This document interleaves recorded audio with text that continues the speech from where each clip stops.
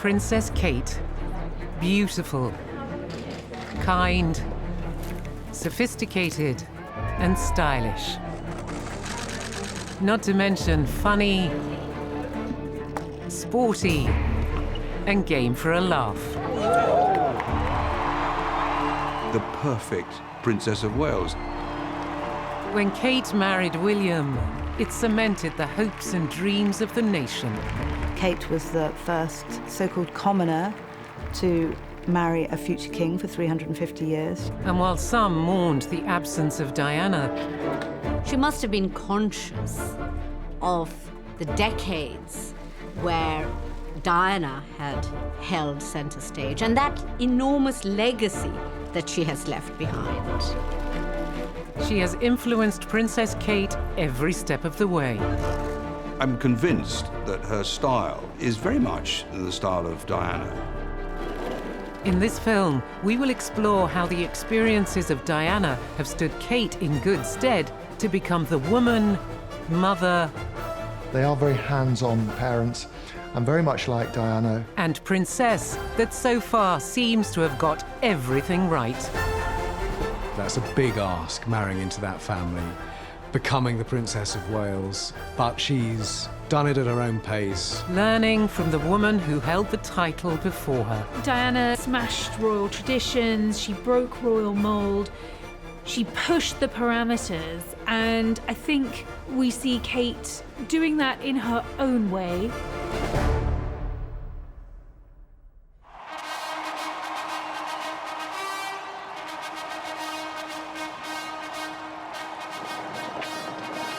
May 2023, the King's coronation. The eyes of the world are not only on King Charles, but on his son and daughter-in-law, William and Kate, the new Prince and Princess of Wales. The Waleses are dressed in magnificent ceremonial robes and medals, reflecting their new status. Kate, as Princess of Wales, had an incredibly important and central role in the coronation ceremonies. When you look at the Princess of Wales as she now is, this is a queen in waiting. I don't think Kate has ever looked more regal than she did at the coronation of King Charles III. She also chose to wear a pair of Diana's earrings, so Diana was present at the coronation. Her inclusion of Diana's jewels, that's a really important touch to history, to heritage, and of course, to the mother-in-law that she never met. It is more than 20 years since Kate first started dating Prince William. She has gone from girlfriend of a future heir to the throne to Duchess of Cambridge, now Princess of Wales, and finally, one day, she'll be our queen. She never really sought the limelight. She fell in love with a prince and therefore took on the role. I think that makes her unique in a way because she's doing the job for the nation. She's not doing it for herself. Kate has been the subject of endless comparisons with the former Princess of Wales, Diana. Diana was an international star. And still is. I mean, on the front page of magazines, still sells magazines. Diana was a remarkable member of the royal family. There's never really been anyone quite like her. No one has replaced her in the fame gallery, if you like. But she has embraced these comparisons and used them to help her master her role confidently and in her own way. Kate is not that person. She is the Princess of Wales, but she is not Diana. Doesn't want to be that sort of star. And I think on one level, she's probably highly flattered by it. How often do you scan them to see if the tumour's shrunk? Kate has acknowledged herself what a force for change Diana was, and I think William and Kate are trying to follow in his mother's footsteps and take that change on and keep it going. I haven't seen the ring. Maybe have a look at Charles. Yes. Wonderful saffron diamond. William proposed to Kate using Diana's engagement ring. We were there at the palace on the day of the engagement. This ring, this sparkling ring, it was the first thing I noticed because it was so iconic.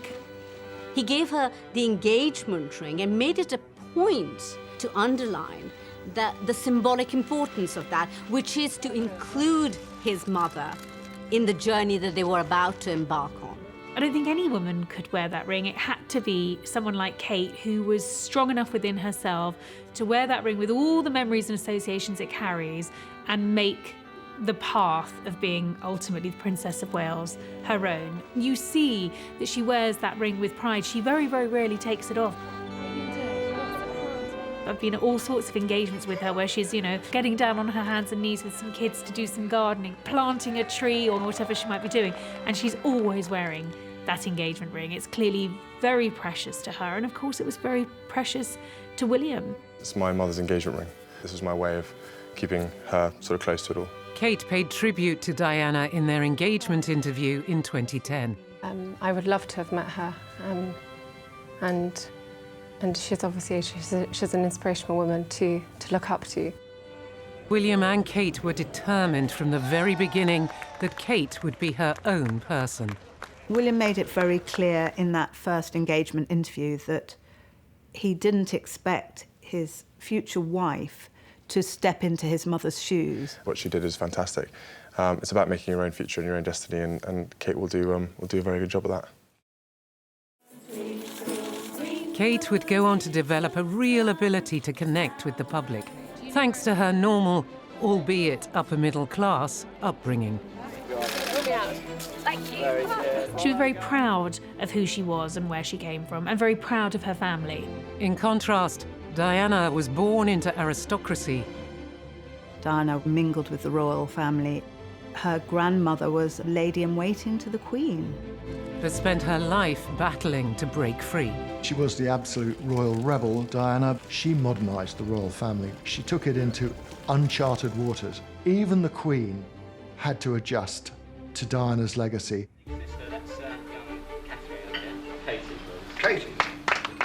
Kate was born into a middle-class family in Berkshire.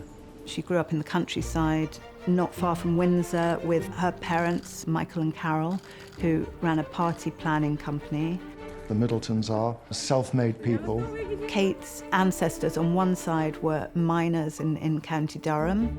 Kate's mother herself was brought up in a council flat. Lots of chocolate for me to eat, lots of cow. The young Kate showcases her performing ability in these two school productions. In one of them, her character on stage seems to predict her future life. Soon you shall meet a handsome man, a rich gentleman. It is all I ever hoped for. Kate went on to have a higher education. She went to university. Rich and handsome. She went to St Andrews, where destiny awaited. A very prestigious university where a young prince is also going. You'll marry me. And that's where the meeting happens. Yes, so yes, dear William. Music is something Kate has in common with her late mother-in-law. Diana certainly had a great passion for music, both popular, classical, all different styles. I'm a great believer in having music wherever I go, whether it's a headset or a radio or a record player. Diana was quite a good pianist. I really enjoy it. It's very therapeutic. But in contrast to Kate, Diana was an aristocrat. She was brought up on the Sandringham estate. She mingled with the royal family. She grew up in Park House, practically next door to the Queen, whom she called Aunt Lilibet. Her playdates were with Prince Andrew. She played with the young princes. Very proud, very happy. Happy for Diana. Her father was an equerry to King George VI and later to Queen Elizabeth. Both of her grandmothers were ladies-in-waiting to the Queen Mother and then to the Queen. So she was very used to, I suppose, the aristocratic way of life. Diana famously said she left without an O-level. She then spent a few months at a Swiss finishing school where the main task of educating the daughters of landed gentry was to show them how to write a cheque and how to find a rich husband. So both of them were privately educated, but of course Kate took her education that much further. Diana didn't go to university. She had no ambition to go on to higher education because it simply wasn't on offer to her. And that's the key thing where education comes in. I mean, she was not Charles's intellectual equal. Catherine Middleton. Kate is most certainly William's intellectual equal and probably a few steps higher up, actually. And there was another difference between Kate and Diana's upbringing. Kate was brought up in a loving home, very close to her siblings, and her father and mother who adore one another. Diana, as we know, was brought up in a broken home, and it had an effect on her throughout her entire life. Kate's stable family life will have stood her in good stead in her relationship with William. After meeting at St Andrews University, they enjoyed a 9-year courtship. Their relationship developed as equals, despite the disparity in their backgrounds. And she was very much her own woman. Kate was the first so-called commoner to marry a future king for 350 years. She was the first princess to walk the catwalk in her lingerie. And she was the first future queen to cohabit with her boyfriend, which in Diana's day would have been seen as living in sin. Diana in the 1980s and Kate in the 2000s had very different experiences of dating an heir to the throne. Lady Diana Spencer was just 19 when she first started seeing Charles, who was 12 years older. There are several things you can draw out of the way the relationships began in both cases. With Diana, it was an all too brief and extremely formal experience. These two who, let's not forget, had only had about 12 or 13 dates before they actually got married, a lot of which was conducted on the telephone. They barely knew each other. She had to call Charles Sir when they were in public, and often there were other people present in what passed for the courting that they did. He would invite her to dinners at Buckingham Palace, and usually she was surrounded often by really quite elderly people. And it must have been very hard for this young woman. Diana's courtship with Charles was in complete contrast to the independence she enjoyed in her job as a nursery nurse. Why did you go into teaching? What prompted you? Well, I adore children. Diana was working as a nursery school assistant and nannying as well. She had to deal with members of the public, parents of the children who came to the school. She had to make appointments and things like that, which apparently she was very good at. Diana was a natural with the children she worked with, as witnessed by Kay Seth Smith, who ran the nursery in Pimlico. From the minute she walked in, you could tell that she had a really genuine love for young children, particularly the very small ones. While Diana's engagement to Charles led to her leaving the job she loved, Kate, perhaps wisely, continued working while preparing for her royal career. Kate worked as a fashion accessories buyer. She worked for the Middleton family firm, which was to do with party planning and party paraphernalia. Which perhaps wasn't seen as a serious job by some people, but it kept her busy. It kept her safe and protected, and it also meant that she could work around William's routine. By this point, he was working his way through all factions of the army, and he then went on to train with the RAF as well. And she was able to support his military career and be with him because she wasn't in a rigid 9-to-5 job.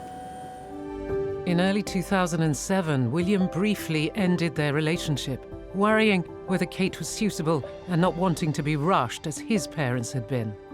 This led to Kate being criticised for neediness and dubbed Weighty Katie by the tabloid press. I remember spending a lot of time in Bougie nightclub, and there was an ongoing joke that when Kate came into the club, you would hear whispers from some of William's friends of doors to manual, which was a reference to Kate's parents both being in the airline industry. Her father worked for BA for many years and her mother was an air hostess. When it came to Kate's response to this, she was better able to deal with it. Because even though she comes from new money, the family is rather wealthy. She is able to keep up with the Joneses, as it were. She wasn't uncomfortable in the circles that William moved in. In fact, she fitted right in. She was very secure in who she was and where she came from. And I think not just secure, she was very proud of who she was and where she came from, and very proud of her family. The relationship soon rekindled. And on Kate's birthday in 2007, she found herself chased by the media when it seemed that an engagement announcement might be imminent. She could barely get out of her flat in Chelsea because there were so many paps trying to get that picture of the birthday girl. Is there any possibility of any announcement of your marriage in the near future? Can you tell me? Kate's treatment by the press seemed at first to be uncannily similar to how Diana had been treated 2 decades before. There is a real similarity in terms of the media treatment of Diana and Kate.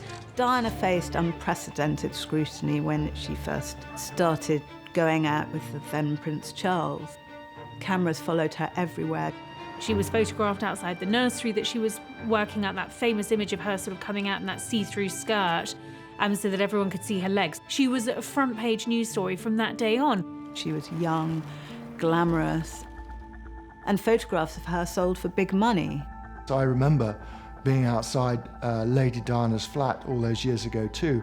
Diana was always a model of courtesy and politeness. How well are you coping with all the press attention? Well, as you can see, you can tell. But she never got any help, and that was a source of some friction between her and Charles throughout the marriage, and she often used to hark back to the fact that she was left to sink or swim on her own. William and Kate managed to maintain a level of privacy for a while until inevitably the story broke. They were finally photographed together in an embrace on the slopes of Closters on a skiing trip. But as soon as that picture was out and the secret was out, Kate Middleton was never going to have a sort of normal life again. And William began doing something which, sadly, Prince Charles didn't do for Lady Diana all those years ago. He took legal steps and other remedies to protect his girlfriend. This was a big test for Kate. She handled it pretty well. At 3 o'clock, Prince Charles and Lady Diana appeared for the first time in public. When the two royal engagements were announced, But he's getting on a bit, isn't it? About time we got married. I think she's just the right person for him. the couple's interviews could not have been more different. When you look at the engagement day interviews for Charles and Diana and William and Kate, I'm sort of met in a ploughed field. I mean, you can see how far times have moved. There's a true romantic in that. There is. You said yes, obviously. Of course, yes. The 2010 engagement interview found William and Kate as relaxed as you could expect them to be, on a sofa, looking at each other, making eye contact, finishing each other's sentences, and one got a strong sense of mutual support and love and affection. Quite interesting to see who can keep secrets. But it did, pop up in the Times. When you compare that to Charles and Diana's rather stilted conversation with reporters, the contrast is striking. And I'm amazed that she's been brave enough to take me on. And I suppose in love. Of course. Whatever in love means. I mean, Diana and Charles were virtual strangers to each other. When you go out with someone for quite a long time, you do get to know each other very, very well. Kate and William, they knew each other. I'm obviously extremely funny and she loves that, so it's really good. She probably knew everything that there was to know about her prince. Glad that I've had the time to sort of to grow and understand myself more as well, so hopefully... Does that mean I've done well? Hopefully do a good job, yes. Good. Whereas Diana knew next to nothing of hers. I've had a small run out to it all in the last 6 months. When Diana married, she married someone who was going to be king, and yet she was very young, uneducated, unsupported in the ways of the institution, and one got a strong sense that the support she needed was not forthcoming from her husband. But I'm sure it'd be lovely, it'd be lovely if the children could come as well, definitely. One of the reasons that William said he waited so long to propose was to make sure she had had a proper chance to look in, to see how royal life worked and to work out if that was really what she wanted for the rest of her life. And luckily for William, this gorgeous girl loved him enough to sacrifice so much. Ultimately, Charles and Diana's marriage was not a happy one. Diana famously described Camilla Parker Bowles as the third person in her relationship with Charles, and by 1992 they were separated. Their divorce was made official in 1996. Just 1 year later, Diana died in a car crash in Paris.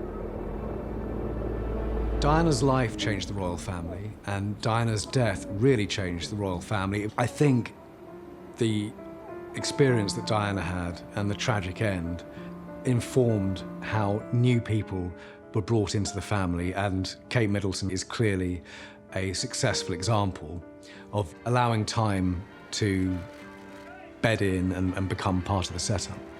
Yet the memory of Diana is never very far from the surface. Kate is well aware of the place of Diana in her husband's memory, and she has tried in her own way to respect that. And I think this is very clear from what she has said about significant moments in her life, including her wedding. One area where William and Kate would miss Diana most would be in their home life with their children. Diana would have been a fantastic grandma. William misses her every single day because he knows what sort of grandma she would have been. But William and Kate's parenting style took a huge leaf out of Diana's book. William and Kate were brought up in a similar manner. Both their mothers instilled in them a sense of duty, but also a huge sense of fun. A generation later, yes, of course there is privilege, but they are living remarkably ordinary lives. When William and Kate posed on the steps of the Lindo wing of St Mary's Hospital with their son George, it was impossible not to remember Diana doing exactly the same thing in the same place when William was born. Kate has obviously followed in the footsteps, and it was another reference to Diana that she chose something which was very familiar to people who remember pictures of Princess Diana and the baby William emerging from hospital too. Diana had been part of a new generation to have her children in hospital, albeit the private wing of St Mary's in London. Charles and his siblings were all born in royal residences. The birth of Prince William was the cause of great celebration outside the hospital. At St Mary's Paddington, their euphoria overflowed into song. I asked them not to make too much noise. When I've gone, some sleep is badly needed. That really was another major advance, if you like, which Diana pioneered. From the off, it was clear that, like Diana, Kate would be mum first and princess second, something William would have been delighted about. The prince and princess emerged showing no sign of the long flight. Diana was also the first royal to take her child with her on an overseas tour. She had to fight to get permission to do this because it was frowned upon. I mean, we don't do this sort of thing. Children remain at home. In 1983, the 9-month-old Prince William accompanied her and Prince Charles to Australia and New Zealand. He loves his koala bear he's got. He just likes something with a bit of noise. He got a plastic whale that throws things out the top, little balls. Because it was such a long tour, and because she had a newborn baby, she absolutely dug her heels in and insisted that William should come with them. Wherever they were, they could head back to their house and be with the young William, and it was there that they witnessed his first steps. It was very different to Charles's experience as a young child. It brings back that memory of that incredible formal greeting of Prince Charles greeting his mother, aged 5, when she came back from some incredibly long worldwide tour in the 1950s.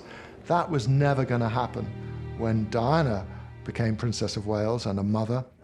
In 1983, at just 9 months old, Prince William had one of his first press photo calls on that tour of Australia and New Zealand. In Wellington, there was a photo call with Charles and Diana and baby William crawling around on the rug there with 20 photographers, 30 photographers there. 30 years later, in 2014, Kate and William were also accompanied by their infant son, Prince George, also on a tour of Australia and New Zealand. But they had a little more control over how their son was photographed. What they set up was a sort of mini playgroup with, I don't know, 10 other children there, and George was part of that. The briefing we got was, this is not history repeating itself. Whilst Kate did not want a repetition of the media scrum that Diana's children had been subjected to, she has benefited from her late mother-in-law digging her heels in over childcare. Diana famously ignored royal traditions when it came to raising her boys. She wanted them to experience what she called ordinary life. Preferring to take William and Harry for a burger or to a theme park. What Diana really wanted to do was to give them a sort of a rounded education certainly, but also a life that was seen what every other child of that age has. And that meant queuing, not going to the front of the queue, for example, at McDonald's in Kensington High Street. She famously did that on many occasions. Going to the cinema, having their playmates back for play dates at the palace, and allowing the children to go out as well to stay with their friends. Diana's modern parenting style was different to Charles's. He preferred to teach the boys more traditional royal pursuits such as hunting and fishing. I remember them coming back once and Father was stood by the front door and he said, "Have you had a good time?" He said, "Oh yes, Papa." He said, "We've had some really good burgers." And he sort of looked at Diana and said, "I don't understand why you take them to these bars." The popular memory of Diana is of a mother who was determined to give Harry and William as normal a life as she could, as much as possible without servants. Charles had been brought up with governesses, educated at least until the age of 5 or 6 inside Buckingham Palace. And Diana made it quite clear, and Charles went along with this, that William and Harry, it was going to be a different story. A generation later, when you look at Prince George and Princess Charlotte and Prince Louis, yes, of course there is privilege, but they are living remarkably ordinary lives. They live in a 4-bedroom cottage, Adelaide Cottage, on the Windsor estate, so obviously there's no bedrooms for staff. George, welcome to Lambury. Louis, welcome. William and Kate will get the children up, get them ready for school. One of them will drive the children to school. And later they'll cook supper and chat to them as any other family in Britain. How's that? These children have birthday parties, Kate bakes the cakes, they have friends over. They don't have lavish holidays. They're often having bucket and spade holidays in Norfolk, where they have a second home, or up on the Scilly Isles. In many ways, William and Kate were brought up in a similar manner. Both their mothers were extraordinarily loving and caring and instilled in them a sense of duty and responsibility, but also a huge sense of fun. That sense of fun with Diana was in marked contrast to the intense scrutiny she and her young children faced. Even before Diana's death, her sons were wary of what William called tographers. Diana found herself increasingly forced to make deals with journalists, to trade photo calls in exchange for private time where she would not be interrupted. The early days of William when he went to school, I always remember when Diana got in the back of the car on his first day and said to him, "Look, you know, when we get there are going to be lots of photographers, so I don't want you to muck about." And he said, "I don't like tographers." And she said, "Well, look, you better get used to it because you're going to get this for the rest of your life."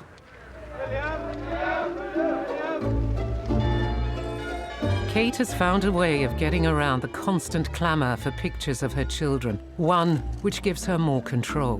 What Kate has done, which is very interesting, is used her skills as a photographer, so she takes the pictures of the children, and I think that's fabulous. And actually in doing so, got the most wonderful, candid and authentic images with her children, because of course it was Mummy behind the lens, and she got cracking pictures. The pictures that she chooses to take of her children, released via her social media, instantly devalues the sales potential of any paparazzi photos. They patrol their privacy very, very diligently. They offer up a glimpse of home life from time to time, just enough to keep the public and the media satisfied, but there are absolute boundaries. Thank you, Cinderella. Royal experts point to another difference between Diana and Kate in terms of media coverage. Diana made friends with the media. She famously networked with the media. She thought that might help her. It didn't. I was not aware of how overwhelming that attention would become, nor the extent to which it would affect both my public duties and my personal life. Kate and William haven't done anything like that. They have a cordial relationship with the media generally, but it's very much at arm's length. Photographers will tell you that you couldn't take a bad picture of Diana. And the difference between Diana and Kate, certainly in the early days for Kate, is that she wouldn't look at the photographers. Diana would. She would look at the cameras.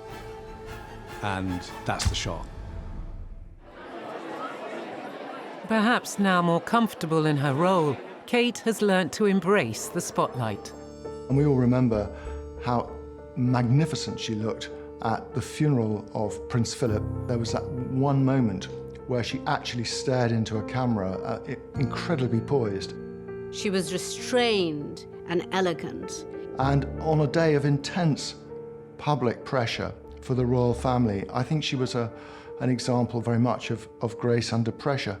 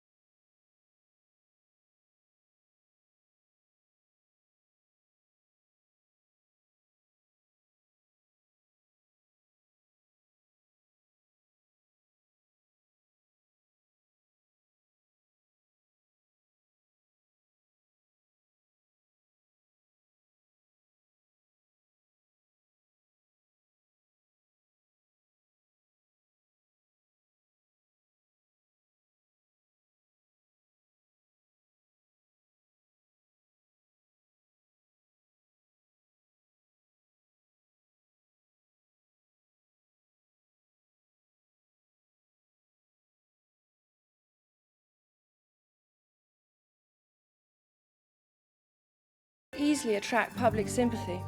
Diana was determined to throw the spotlight onto unpopular and, at the time, socially difficult causes.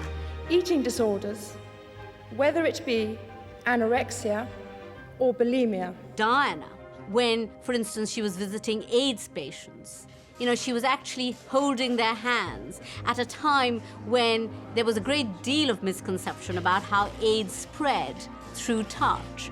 So she was breaking down barriers. HIV does not make people dangerous to know, so you can shake their hands and give them a hug.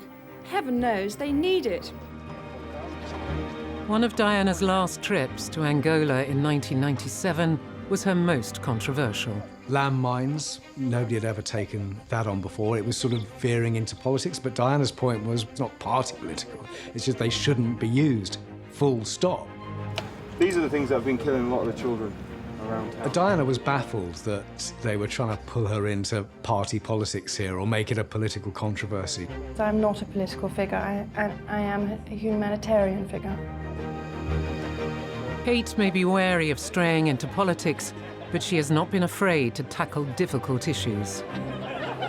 Mental health just kept on flagging up every time, whether it's with addiction or school support. The mental health campaign, which really she championed, she did it with William and Harry, but it was her idea. She came up with the idea to make it a part of the national conversation.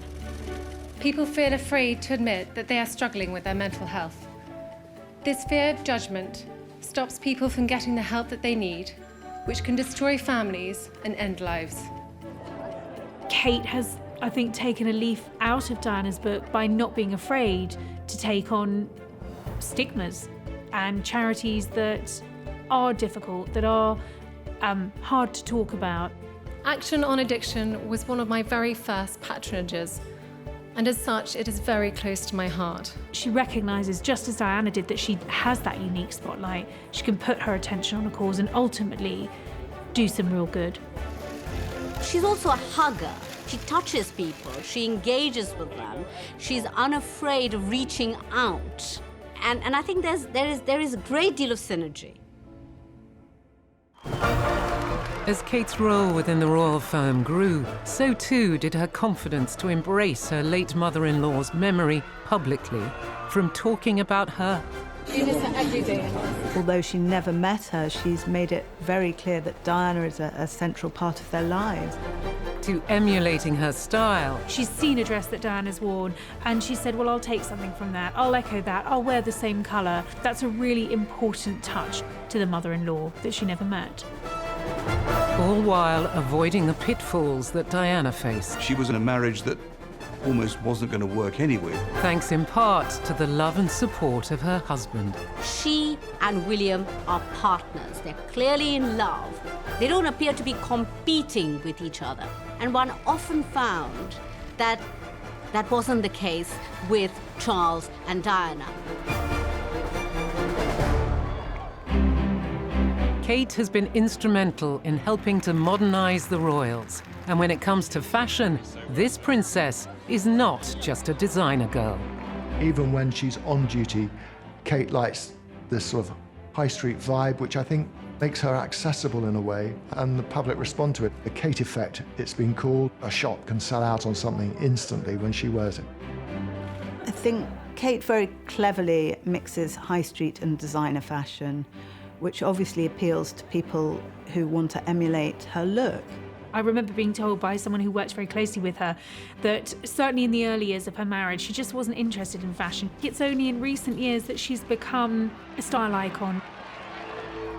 And there is often an echo of Diana in what Kate chooses to wear. What's so lovely about some of Kate's style choices and outfits, particularly after the births of her children, when she's paid that sort of tribute to Diana, you can see she's looked back over the archive, she's seen a dress that Diana's worn, and she said, well, I'll take something from that, I'll echo that, I'll wear the same colour.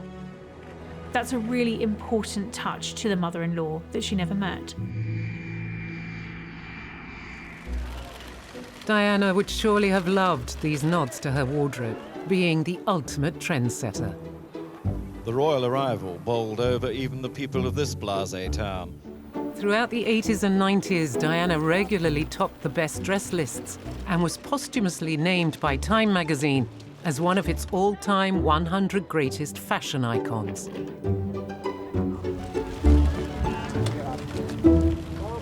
Kate has also wowed with some amazing outfits. Another iconic moment was when Kate turned up at the premiere of No Time to Die in an amazing gold dress by Jenny Packham. Glamorous and totally outshining the dapper James Bond at the premiere of his latest film. Both the women have used fashion to send out the right message, whether it's personal or professional, and at the right time. One of Diana's most well-known outfits was a black dress she wore in 1994. Diana, in that very iconic black dress at the Serpentine Gallery, which has been referred to as that revenge dress. She wore the so-called revenge dress on the same night that Charles gave an explosive TV interview to Jonathan Dimbleby about their marriage. As revealed on News at 10 last night, the admission that he'd not been faithful to Princess Diana is made in a television documentary. Yes, the prince replied, then, after a pause, until it became clear the marriage had irretrievably broken down. Despite the lurid confessions about Charles's affair with Camilla Parker Bowles, the next day, Diana grabbed the headlines. While the royal family was rocked by Charles and Diana's separation and divorce in the 1990s, Kate has also had to deal with a damaging feud between her husband William and brother-in-law Harry. Harry has publicly criticized both William and Kate in TV interviews and in his own memoirs. I think Kate has been deeply wounded by the ongoing media bombshells. She hasn't responded, she never has. She sucks it up in an admirably royal way. It has been reported that Kate was responsible for ensuring the line, "Recollections may vary," remained in the royal response to accusations of racism in Meghan's interview with Oprah Winfrey. Perhaps learning lessons from Diana's very public fallout with Charles, Kate seems focused on repairing this family rift from within. She was the absolute royal rebel, Diana, but Kate comes to it from a different generation and from a different viewpoint. At the funeral of Prince Philip, everyone noted how when an occasion arose for her to allow the two brothers, William and Harry, to walk together and hopefully to engage, she neatly stepped back in the most graceful, unobtrusive way. And when Queen Elizabeth died in 2022, the Fab Four reunited to thank the public for their floral tributes. They had to overcome the deep trauma inflicted by recent developments within the royal household and present a united front. When they did the royal walkabout, she apparently said that it was the hardest thing she'd ever had to do. Obviously, she wanted to do it because it was important to recognise the memory of the Queen. She gets what the institution is, and she knows how destabilising and damaging this rift is between their two biggest stars. It's a situation she would like to see repaired. And perhaps that is one of the most significant ways in which Kate can help to honour Diana's legacy, bringing her two sons back together. She has an ability to come across as someone who is empathetic and may be able to bridge some of the chasms within the royal family, maybe act as a peacemaker, a conciliator. Although they were destined never to meet, the late Princess of Wales continues to play a part in the life of the current one. Kate would have grown up knowing Princess Diana as most people did, which was through the television, through the newspapers, and through the lens of the media. But of course, she will have come to know Diana over all of these years through William's memory. I think it shows how confident Kate has become with her role in the family, that she's now happy to talk about Princess Diana. Although she never met her, she's made it very clear that Diana is a central part of their lives. And we've seen the children making Mother's Day cards for Diana as well as for Kate. She's always included in the picture. For obvious reasons, she's William's mother. During this rainy royal meet and greet, videoed by a fan and posted on social media, Kate gave a rare insight into her heartfelt thoughts on Diana. You miss her every day. Oh, she would have been grandmother. Their daughter, Princess Charlotte, has Diana as one of her middle names. The middle names are Elizabeth, Diana, honouring her grandmother and her great-grandmother. So, Diana lives on in the legacy there. Diana's experience of royalty was not always an easy one. Nobody gave Diana a book of instructions on how to become a princess, what you should do, what you shouldn't do. Nobody said that. So how has Kate carved out her role as Princess of Wales within the royal firm? She and William are partners. They're clearly in love, and she is willing and able to follow the lead he sets. That's really key to a successful professional but also personal relationship. So you can see that William is very supportive of Kate. They tend to greet the crowds together. They're very comfortable together. They don't appear to be competing with each other. And one often found that that wasn't the case with Charles and Diana. Kate is a daughter-in-law that Diana would have approved of, because she combines those gifts that Diana really valued, using royal privilege, but having genuine empathy for those less privileged. The combination of beauty and duty. Kate obviously is following in Diana's footsteps, but there comes a point in the timeline where they just go their separate ways because there's a new Princess of Wales now who's doing things her own way.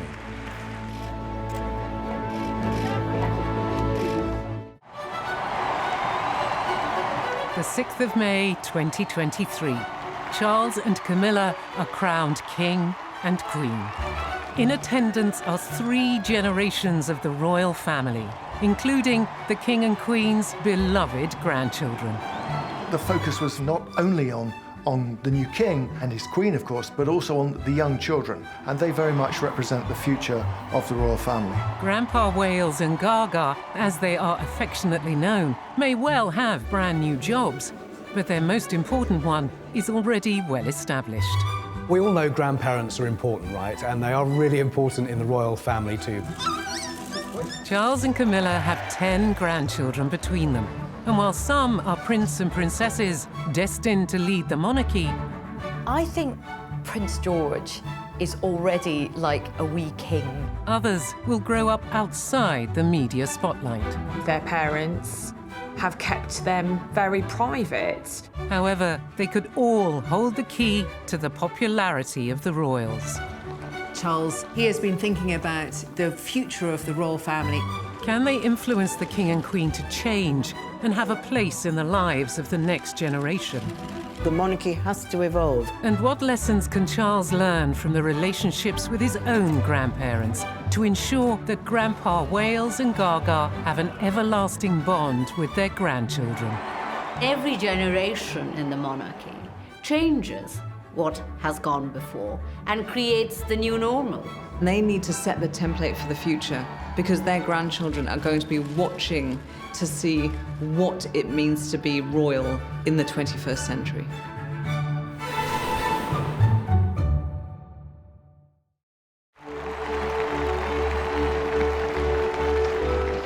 As Great Britain revels in the excitement of crowning its king and queen, Charles and Camilla are joined by their families to share this extraordinary moment. 3 generations of the royals attend, showing the past, present, and future. So we have this 21st century blended family with 2 sets of grandchildren coming together. Charles and Camilla are divorcees. A lot of people relate to that, having different families. So I think they're sort of setting an example and bringing it up to date. But they have their work cut out. They have to build the normal bonds that grandparents want to, but they also have to build the monarchy of the future. We must remember that when the Queen became Queen, she was only 25 years old. She had 2 young children. King Charles is already a grandfather. He's also a step-grandfather. King Charles is in his 70s, so his reign is going to be very different. What he's going to try and do is lay the foundation for those that follow. The key to this longevity lies not just with the generation below, but the generation even after that. Having 10 grandchildren between them, the role of Grandpa and Gaga has never been more important. Charles has 5 grandchildren, 3 from his son William and his wife Kate, George, Charlotte, and Louis. And of course, Archie and Lilibet, from his son Harry and his wife Meghan. Camilla also has 5 grandchildren. They are Lola and Freddie from Camilla's son Tom, and Eliza and twins Gus and Louis, to Laura, Camilla's daughter.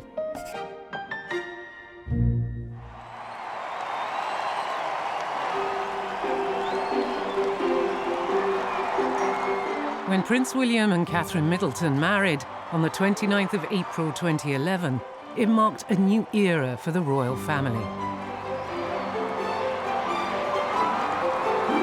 Later the following year, it was announced that Kate was expecting. Thank you very much. Joyous news for both the family and the public. Babies are gorgeous, a time for celebration in all families. But when it comes to the royal family, you need to know that there are heirs. In the summer of 2013, Charles and the world eagerly awaited the birth of his first grandchild. There were all those crowds waiting outside St Mary's Paddington, the Lindo wing, for hours and hours. And I think anybody's first grandchild is a big deal, but knowing that this child was going to be the monarch one day was very, very exciting for the public. We welcome, with humble duty, a future king. On the 22nd of July, Britain celebrated the new addition to the royal family. An historic moment for the nation. I was really honoured to be able to post that official notice on the railings of Buckingham Palace. And I felt that I played a tiny, tiny part in a historic event. The declaration, like the baby, was small but hugely significant. Reading simply, Her Royal Highness was safely delivered of a son at 4:24 p.m. She and her child are both doing well. Charles visited the Lindo wing shortly after, and he was absolutely delighted. You wait and see, you'll see in a minute. I know from speaking to friends and colleagues how excited the king was to become a grandparent for the first time. Prince George Alexander Louis was finally shown to the waiting world by his proud parents. Charles was determined to be a devoted grandfather from the start. It's often easier to be a really happy, devoted grandparent than it sometimes is to be a parent. There are far more stresses and strains. And of course, he had a really difficult time with William and Harry at different points. A complicated relationship, particularly when he was separating from Diana, their mother, and then, of course, Diana's death. Could he have done more? Could he have behaved more like a mother than a father? That's between him and his conscience, but he has the opportunity to pay it forward. But as William and Kate adjusted to being new parents, bonding with his new grandson proved challenging for Charles. Quite understandably, Kate and William retreated from the public world and they went to go and stay with Kate's parents, Michael and Carol Middleton. When George was born, he was almost straight away whisked off to the Middletons' house in Berkshire. Kate had a little baby that cried all the time. George was, you know, a very noisy and loud baby. So of course she wanted to go to her mum. So in the early years, I'm sure the Middletons, Grandma and Grandpa Middleton, did see more of George than Charles did. As I was told by some of his friends, Charles felt a bit pushed out. He felt that he wasn't really being able to see his grandson after all. This was the future king. As time's gone on, I think that's become a lot better. As the first child of Prince William, George is now second in line to the throne, which means he's often the centre of attention, as when the world watched him on his first day at school. And being in the spotlight at such a young age isn't easy. He's actually quite shy. George isn't a natural show-off. George reminds me a little bit of Prince William when he was young. I used to follow William and Harry around with Diana all over the world. And Harry was always the lively one, and William would be quite withdrawn in many ways, not quite so gung-ho. And sometimes looking at George, he reminds me of him. He doesn't always look at happy being in the spotlight. But I'm sure that when he grows up, he will change and he will blossom just like William has. I think Prince George has the best qualities of both his parents. I think he comes across as quite a shy individual, but then when he smiles, his smile lights up the room. Behind the scenes, Kate and William, they guard the privacy of their children very, very closely. So we don't really see them kind of in their natural habitat. But what we do know, having spoken to friends of William and Kate's, is that George loves playing football, for example. When they were still living in London, he played for a local, I think, seven-a-side team, and he absolutely loved it. I think George really comes alive when he's playing sport. Oh, how's that? Kate and William want their children, particularly George, to have as normal and natural a life as possible. And that's because of what Prince William had to go through when he was growing up. I wonder how much Kate and William's protectiveness resonates with King Charles himself. He wants to protect his grandchildren in a way that he couldn't always protect his children. But Charles is also well aware of the unique pressures a future king will face, and is determined to guide George along that path. Charles was only 3 when his grandfather, George VI, died, so he wasn't able to have any kind of grandparental input from his grandfather, the king. And so I think he was very conscious that he wanted to be there in a sort of dynastic sense for his grandson. It does fall upon Charles to educate his grandson in the ways of the monarchy. Not completely, but just to make sure that he's aware in a way that the Queen did with William. King Charles is very aware of the sort of double obligation he's got, if you like, towards that next generation. Charles sees his role not just as the protector. Charles sees his role also as one of an educator. To ensure their bond, Charles and George have spent plenty of time together at the King's country home, Highgrove. Highgrove is the King's private residence in Gloucestershire. It's very dear to him. He's built it up over 40 or so years. He made play areas for William and Harry, and he's done exactly the same for his grandchildren. Charles has tried to make the house as welcoming as he can, because of course he wants his grandchildren there. And Charles has even encouraged George to follow in his footsteps when it comes to gardening. Charles is famous for his green fingers. We know that he adores creating stunning gardens, and he has often spoken about planting a tree with George and trying to educate George. And that really came out in the arboretum that he planted and the wood that he named after Prince George. The King has always been passionate about the environment, and we're only now really appreciating what he thought of and spoke about years ago. When we read that over the next 60 years, if we go on as we are doing, something like 1/3 of all the forms of life at present living on this planet may be extinct, can we feel anything but a kind of cosmic horror? We know that Charles's environmentalism, as he's got older, has often been connected to thinking about his grandchildren, thinking about their future. What sort of planet are they going to have? I worry about your grandchildren and everybody else's grandchildren as well as my own. And it just seemed to me that I couldn't possibly face my grandchildren or yours at the end of the day when we've completely mucked up the whole of our environment. I think that's what Charles feels, very much feels, that time is moving so quickly and he's running out.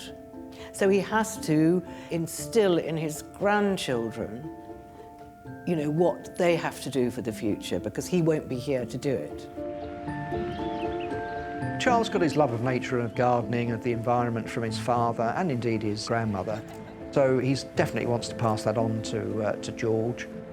I believe Charles is trying very hard to inculcate some of the values that he holds dear. For instance, the ideas about climate change, sustainability, the importance of the countryside.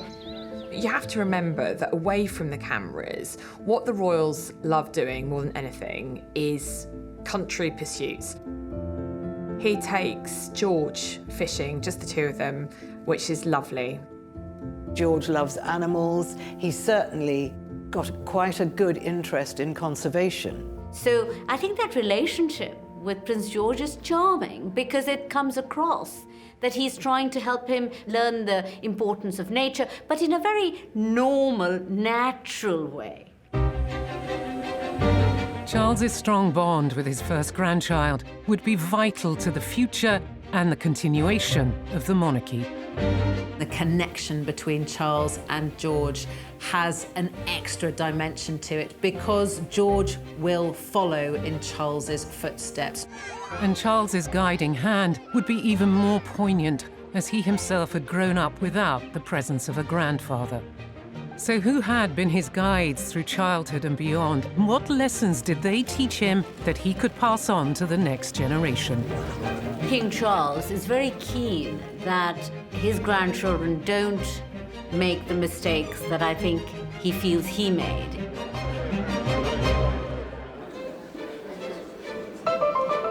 Even though Charles's title has changed and he's now the king, he's still known in his family by another name. The royals love a nickname, and it was George who first called Charles Grandpa Wales. I think he's an incredibly warm, genuine, fun-loving individual. So I can only see him being an extraordinarily hands-on grandfather. We don't actually see a lot in public of Charles and George interacting, but with the late Queen, they were making a Christmas pudding together, and it was very funny when George really got stuck into the stirring. Charles is helping to prepare his grandson to be king one day. And it's clear George is beginning to understand those responsibilities. George, in many ways, like his father and grandfather, is quite a serious little boy. I think Prince George is already like a wee king. You can just tell from his body language, how he carries himself, that he knows, even though he's really young, he knows that one day all of this will be his. George is learning how to stand up straight, shake hands, behave like a royal.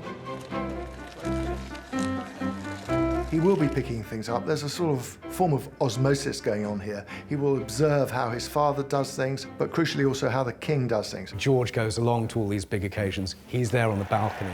He sees everything that's going on, just as a very small William did, and a very small Charles before him. And Prince George was there front and centre for the coronation of his grandfather. I think it was important to get him involved. Charles very much wanted to do that. He's got to get used to all these state occasions.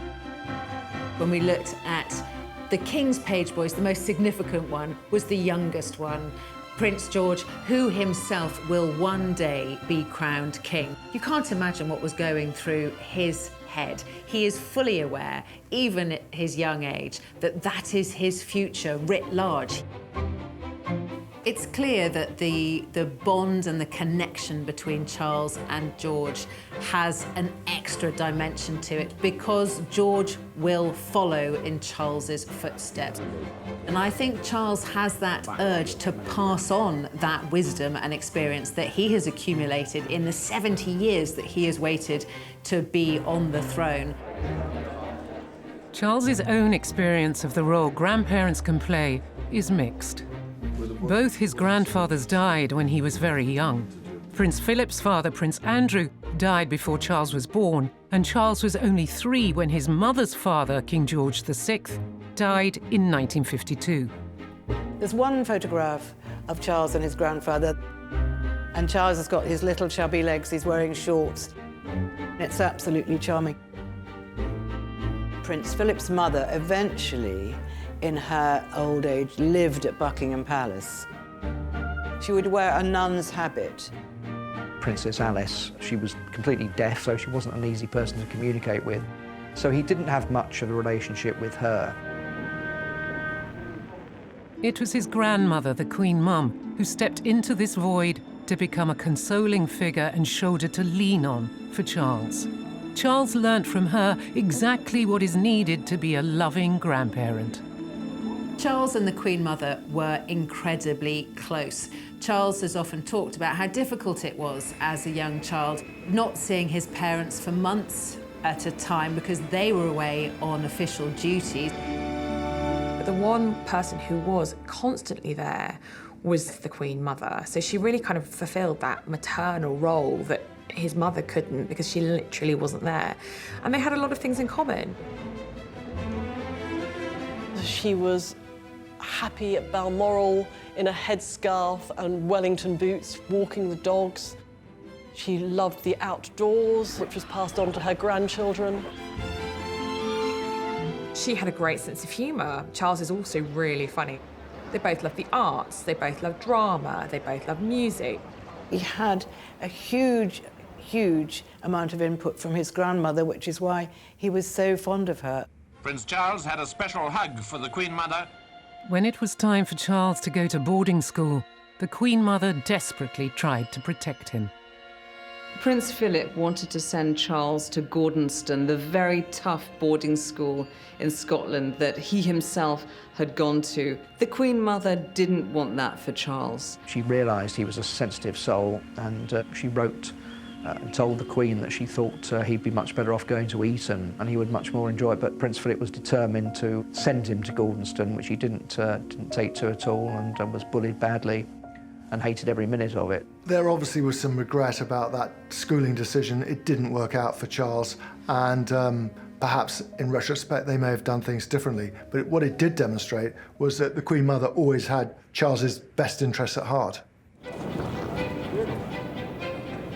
Aside from the Queen Mother, Charles's closest relative growing up was undoubtedly Louis Mountbatten, his paternal great-uncle.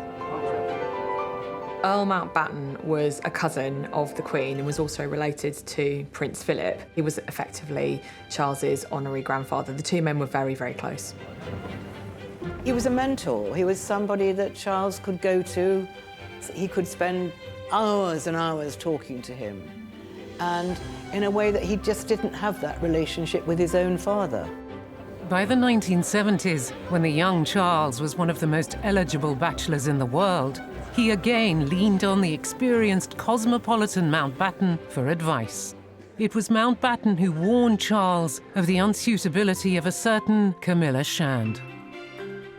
There are various stories about whether Charles missed his chance to pop the question to Camilla, but they were definitely an item in the early 70s. He did meet the woman of his dreams, and that woman was Camilla. But lots of people didn't feel it was appropriate, particularly Lord Mountbatten, who had a very traditional view of who the future king should partner up with. He thought Charles should be with some kind of ingenue who was still a virgin, and that's why he was very much steering Charles clear of Camilla. While he was away, she married Andrew Parker Bowles. But at some point in the 70s, that relationship rekindled. Probably what would have been better for everybody is if people had just let Charles marry the person he had wanted to marry from the start. I think King Charles is very keen that his grandchildren don't make the mistakes that I think he feels he made in not standing up for what he wanted, particularly when it came to matters of the heart. And therefore, I think what he wants to do is to try and help these young grandchildren grow up in as normal a way as possible and create more fully rounded human beings who are unafraid of their emotions and who are able to have the confidence to marry whom they want and to have a happy, successful, and fulfilled personal life. Charles had two close older relatives who were dear to him, and that closeness has fueled the love for his own grandchildren. But although Charles now has Camilla at his side, this is bringing challenges that no other monarch has faced: step-grandchildren. And forming natural close bonds isn't always easy. Well, William has said that Camilla is very much the wife of his father and not a step-grandmother, so I think that gives you an indication of the relationship. So what part will the new Queen play in the life of the young royals? I don't think, to be honest, there is a huge amount of relationship between Camilla and George. As anyone from a blended family will tell you, it's quite tricky.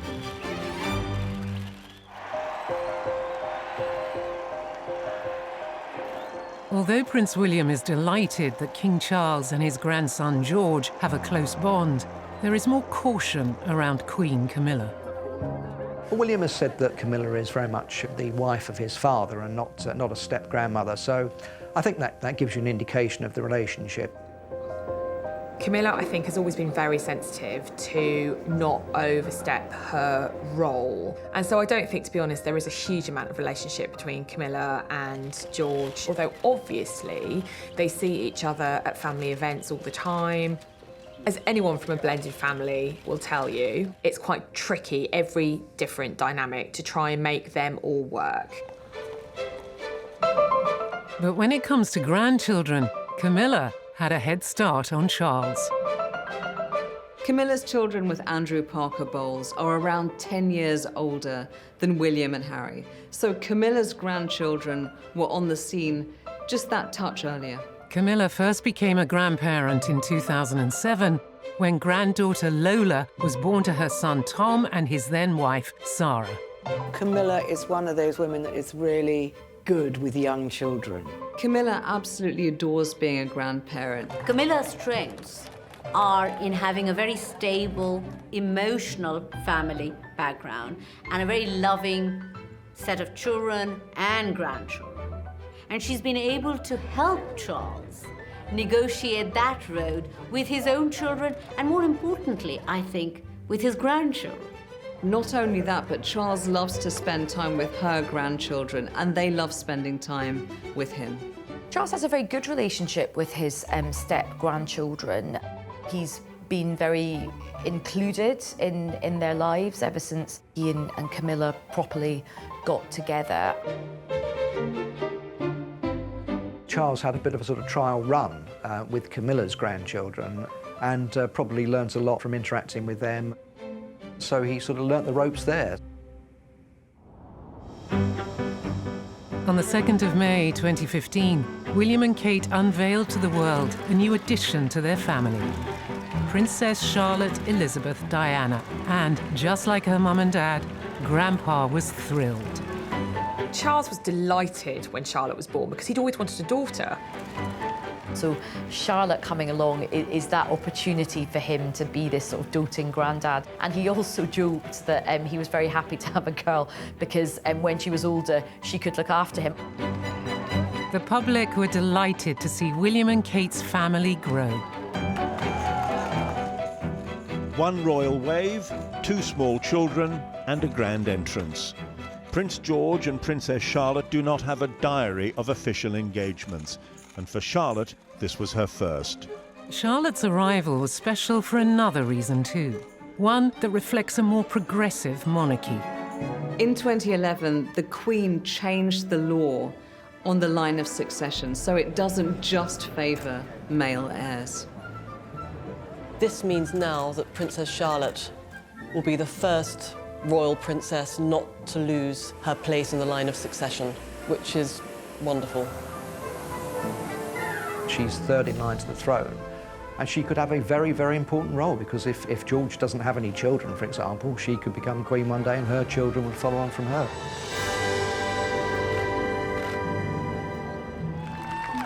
Princess Charlotte is growing up to be a confident girl, as seen when she takes part in royal events. It appears to me that Princess Charlotte has no qualms at all about being in the spotlight on public events. She's been a flower girl for at least 2 royal weddings, that of the Duke and Duchess of Sussex and of Princess Eugenie, and she's obviously enjoys it. Charlotte has got an absolutely terrific personality. She's brave, she's quite forceful, she certainly lords it up over her older brother. I remember George being quite bossy, but I think the dynamic has changed. Recently, on the big public occasions, we've seen Charlotte taking charge and ordering George around.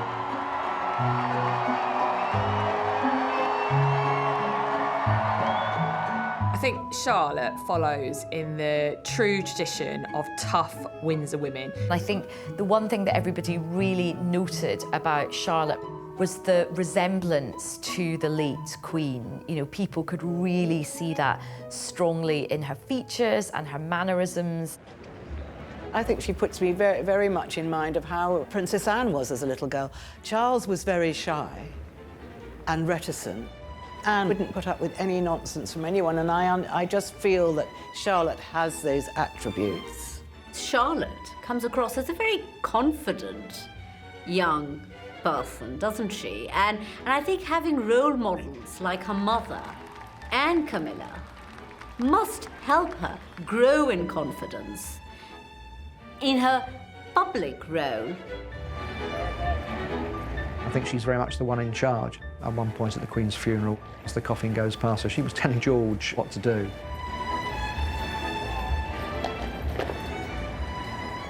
Whether it's to the big brother or the little brother, sisters are very often bossy, and Charlotte is no exception. And at the Jubilee, trooping the colour, we saw them in this marvellous open-top carriage. Louis, being Louis, goes completely over the top and won't stop, and then bossy Charlotte says, "That's enough." And it was very sweet, but you could also see almost a window into the future, because I think once a bossy big sister, always a bossy big sister. But even Charlotte can't completely control her younger brother.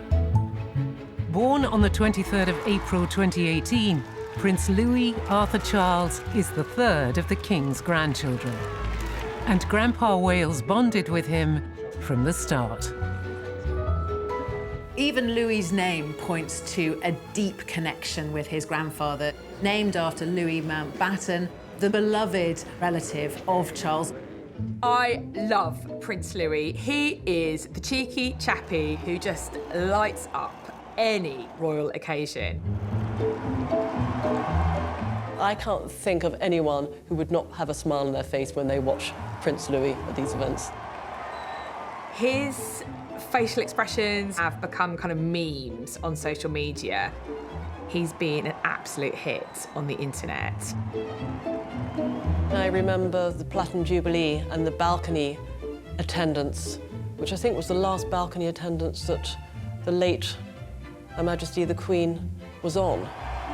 And seeing that amazing fly past of RAF aircrafts, and then laughing because Prince Louis put his hands over his ears to try and drown out the roar of the aircrafts. Everybody remembers the Queen's Platinum Jubilee. He looked a real handful. The Platinum Jubilee at the pageant, which was quite a long event, we all noticed that Prince Louis was messing around a bit. He obviously got a bit bored.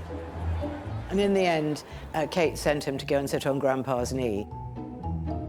And of course, Charles looked completely enamoured and delighted by it. He was the doting grandfather, and Louis seemed to be loving every minute of it. I thought it was actually quite a nice glimpse into the fact that they clearly have got a very close relationship. King Charles feels very comfortable to sort of soothe him and calm him down. And Charles has certainly had a lot of practice getting the attention of cheeky children. From father, a young pianist needs a cue on where to look.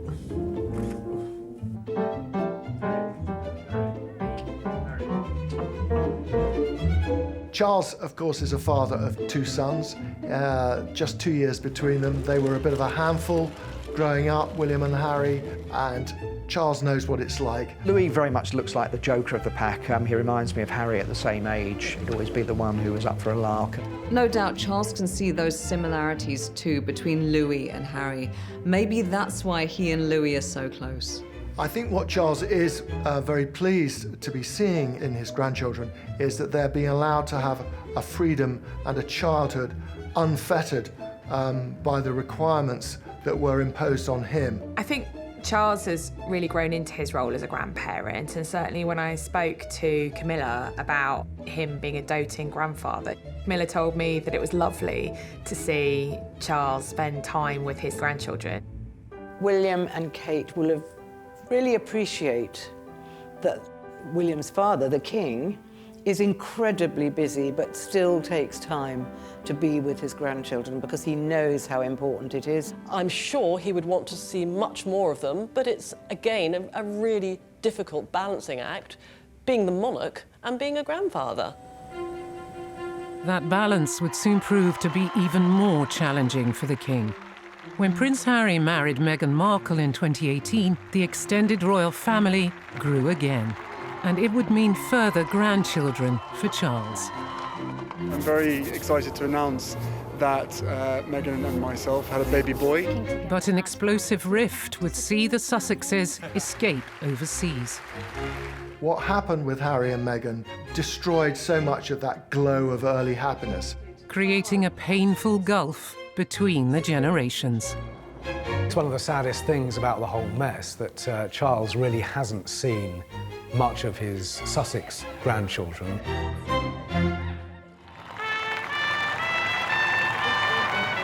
In 2018, Prince Harry married Meghan Markle. Meghan, a successful American actor, was very different from previous royal brides. The most important way in which Meghan differed from Harry's other girlfriends, or indeed from other members of the royal family, was the fact that she is biracial. As soon as the wedding was over, people started speculating and thinking about the future. Children. We were going to have biracial children in the royal family.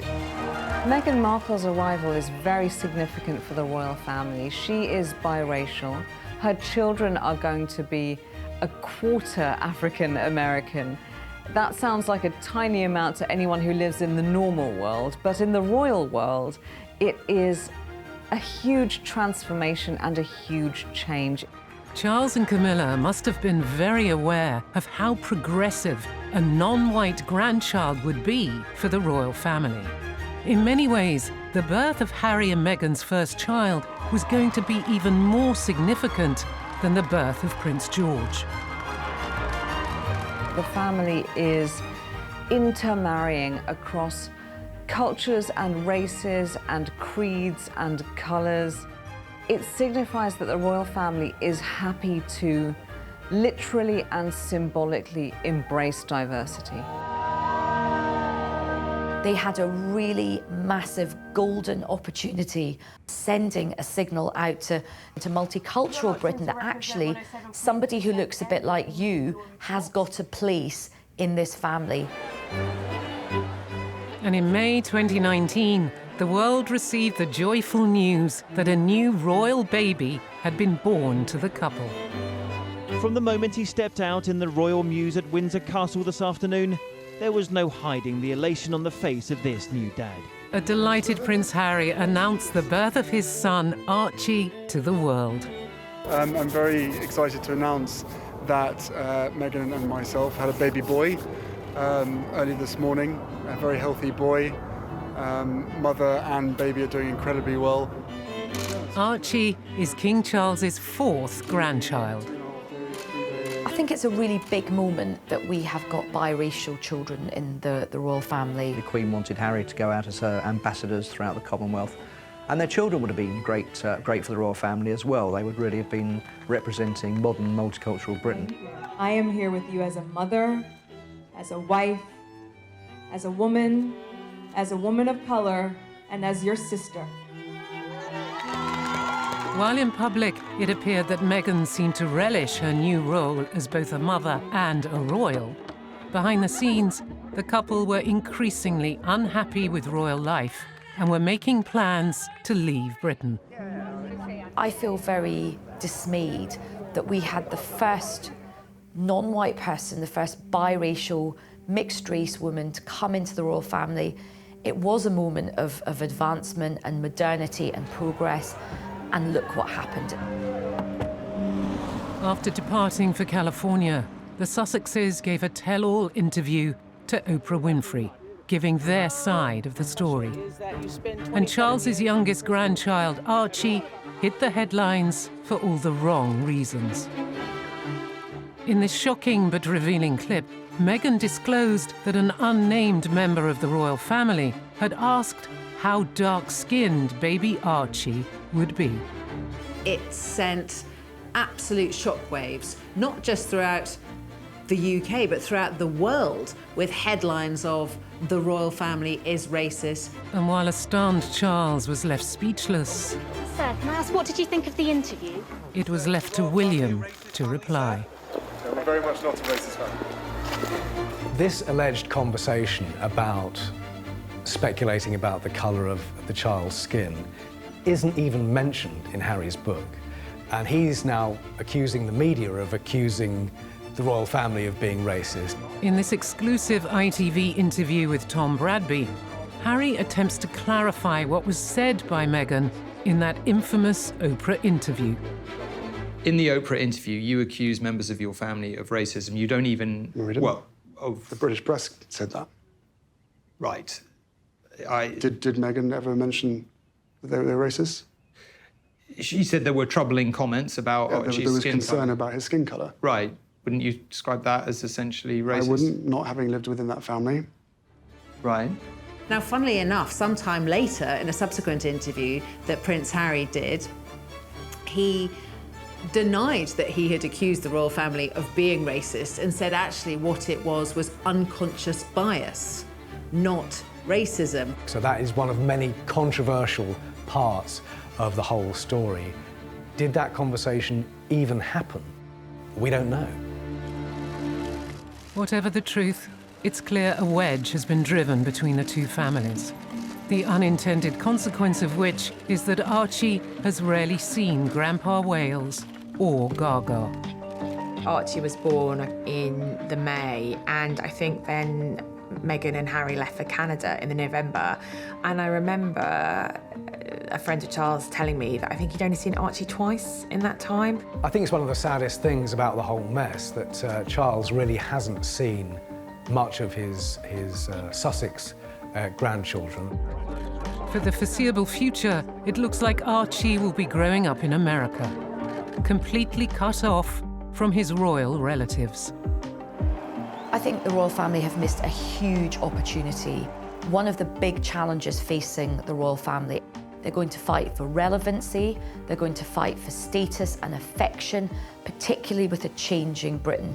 Having an American branch of the royal family could be a really positive thing, both in terms of the PR, but also in terms of bringing the family closer together, making them seem more modern, more in touch. In 2021, Harry and Meghan became proud parents for a second time. In a hospital in Santa Barbara, Meghan gave birth to a baby daughter. In America, the news of the royal birth was greeted with surprise and delight. Their new arrival was named Lilibet Diana, after the late Queen and Harry's mother, Diana, Princess of Wales. The name Lilibet comes from a nickname that the Queen herself was given because when she was small, she couldn't pronounce her own name, which is Elizabeth. Well, there were certainly eyebrows raised when it was announced. It's a very intimate nickname. I mean, it's not used by wider members of the royal family. Meghan and Harry wanted to honour Queen Elizabeth, but also remind the rest of the world, excuse me, we're royals too. And it wasn't just the controversy about Lilibet's name that surprised observers. In an unguarded moment, the Duchess of Cambridge revealed that the royal family had yet to see the newest addition to the family. I can't wait to meet her because we haven't yet met her yet, so hopefully that will be soon. Have you FaceTimed with her? No, I haven't, no. I actually think it's devastating that Charles has literally no relationship with Archie and Lilibet. He's only met Lilibet once. That was when she came over with her parents for the Platinum Jubilee. Charles may not have a relationship with his youngest grandchildren, but since he became king, a big change has happened in their lives. Archie and Lilibet are now officially a prince and princess.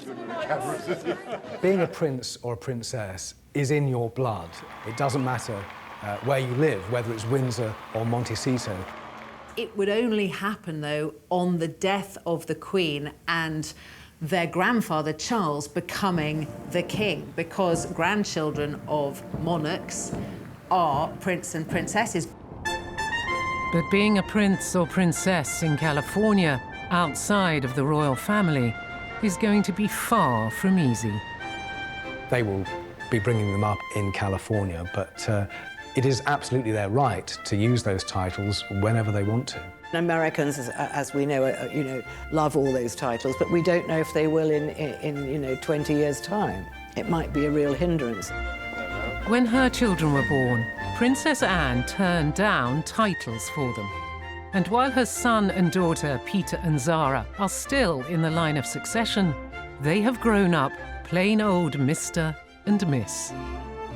I think that Princess Anne was absolutely right, and she was very far-sighted to be thinking that in the future these titles are going to be a nuisance. Princess Anne is really lauded for trying to get as normal a childhood as possible for her children. They're still part of the royal family, but they've been able to have their own business careers, make their own money, and be a bit more normal than their cousins. I think not having a title potentially gives you more freedom to pursue your own interests. And of course, Zara Tindall, as we all know, was an Olympic show jumper rider representing Great Britain. You can't have the privilege without the responsibility. Now, Archie and Lilibet are going to have the privilege of the title, the style, but without the responsibility. And that is not a good idea. And although they are royals by birth, Prince Archie and Princess Lilibet missed out on seeing their grandfather crowned. One of the possible reasons Meghan couldn't make the coronation was that it coincided with another big day, Archie's 4th birthday. I am 99.9% sure that the choice of the coronation date had nothing to do with anybody's birthday, including Archie's. There were lots and lots of different moving parts when you choose such an important event.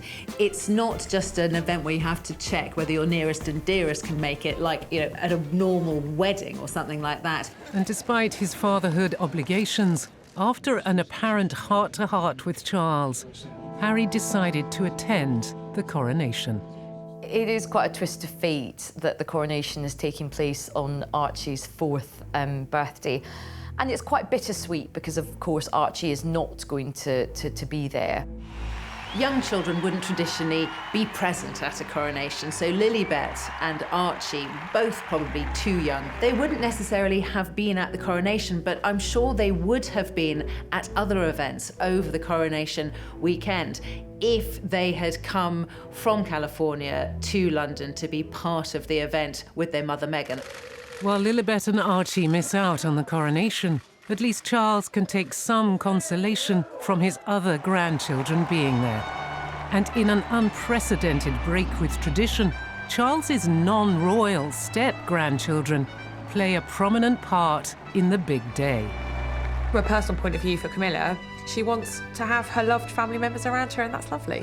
It was so clear that there was a strong message coming out from the visuals from the coronation. Yes, Camilla is now the Queen. She is also a grandmother. On the 6th of May 2023, King Charles and Queen Camilla were crowned in front of ecstatic crowds. But this centuries-old ceremony was very different from his mother's. The difference between King Charles's coronation and that of his mother, and that scale. The 1953 coronation was immense. The pomp and pageantry was ratcheted up to sort of Mach 10. The nice thing was that because Charles and Camilla were in their mid-70s, as opposed to the Queen, who was 27, their family were all there, so they were able to find a role for the grandchildren. I think it was so clear that there was a strong message coming out from the visuals from the coronation. Yes, Camilla is now the Queen. She is also a grandmother. And for Camilla especially, it was important that her grandchildren had a role in the ceremony. Charles and Camilla are including their grandchildren in the coronation because this is a family affair as well as a state affair. The children are the future. And from a personal point of view for Camilla, she wants to have her loved family members around her, and that's lovely. Yes, they don't have royal blood, but they have her blood, and they are the people who she loves the most, apart from her children and her husband, of course. So that was very touching. In total, Camilla is a proud grandmother to 5 grandchildren. Her son Tom has a son and daughter, Lola and Freddie.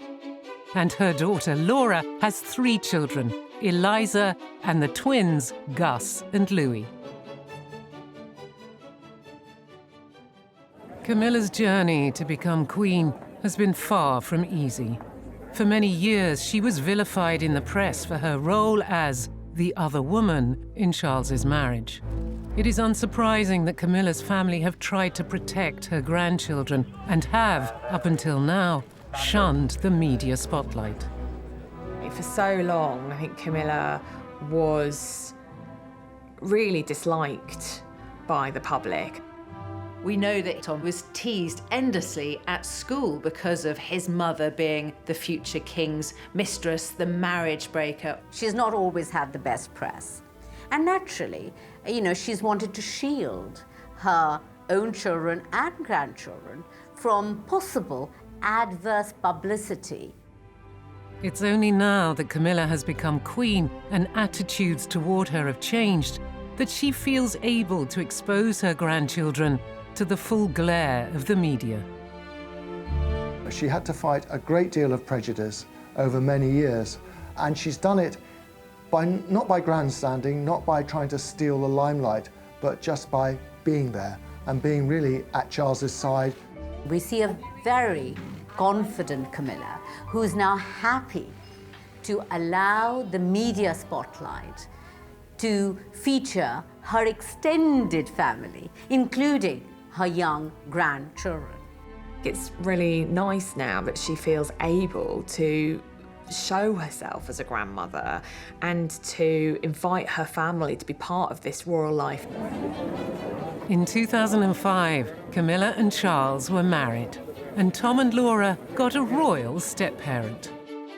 They are a blended family. You know, this is Charles's second marriage, this is Camilla's second marriage, and they are bringing many different things to the party in terms of the family. Like so many of us in the 21st century, you know, many of us now are part of blended families, however that may look. And I think it's a good look for the royal family. It does make them look more modern, it makes them look more relatable and more in touch. Despite her busy life as queen and working royal, Camilla always makes time to see her grandchildren.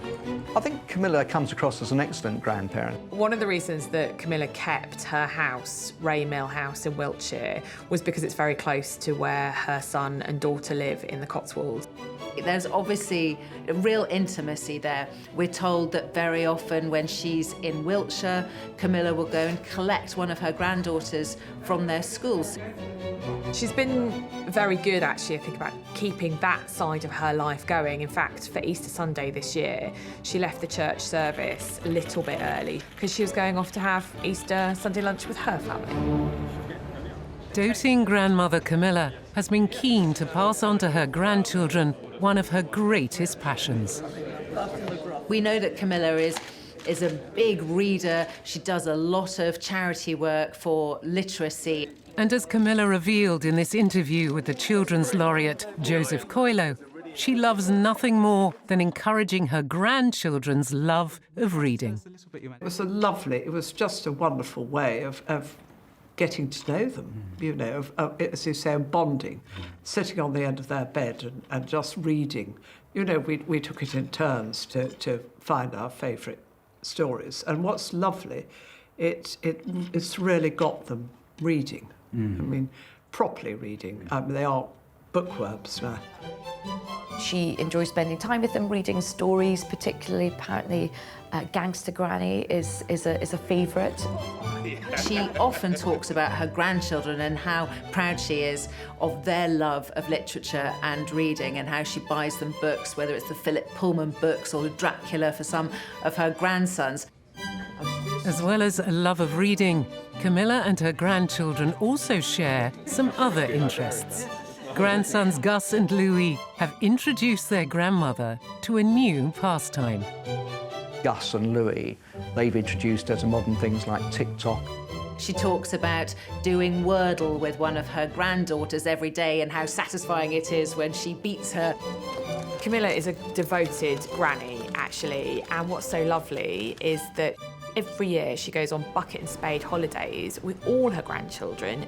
I think she feeds off the grandchildren, and I think they keep her young.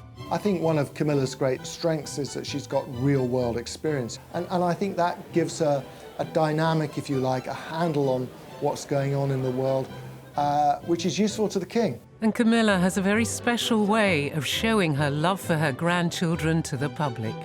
At the coronation, Camilla had the names of her grandchildren sewn onto her dress. We know that Camilla is devoted to her grandchildren, so much so that she wears it not quite on her heart, but round her neck. We often see her wearing this very sweet pendant, which has the 5 initials of her 5 grandchildren. She's inherited and been given lots of big diamonds recently, but that necklace is special. And it's not just Camilla who enjoys spending time with her grandchildren.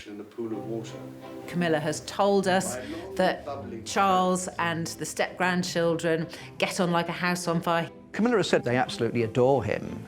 They call him Umpa, apparently. Charles obviously loves reading to both his grandchildren and his step-grandchildren. I think it was Camilla who said that he had read Harry Potter to his step-grandchildren, and he'd done all the voices and all the kind of the particularly Lord Voldemort's scary voice, and they'd absolutely loved it. I think reading and literature has been a way in which Charles has really forged relationships both with his grandchildren and his step-grandchildren. Camilla and Charles enjoy nothing more than spending family time with her grandchildren at Burke Hall, their home in the Highlands. Charles and Camilla love Burke Hall. I think it's probably their favourite place on earth. And sometimes she'll take all the grandchildren up and Charles will be there, which is lovely. And that's where I'm sure the king will feel relaxed. It's when those doors shut and the crown comes off where he can be a grandfather. And while King Charles and Camilla's grandchildren have been brought together at the coronation, their futures are going to be completely different. I think the message that Charles was sending out was that it's all about the future. He wants to make sure that whoever comes after him has a plan, knows what they're doing, and is ready to take on the mantle.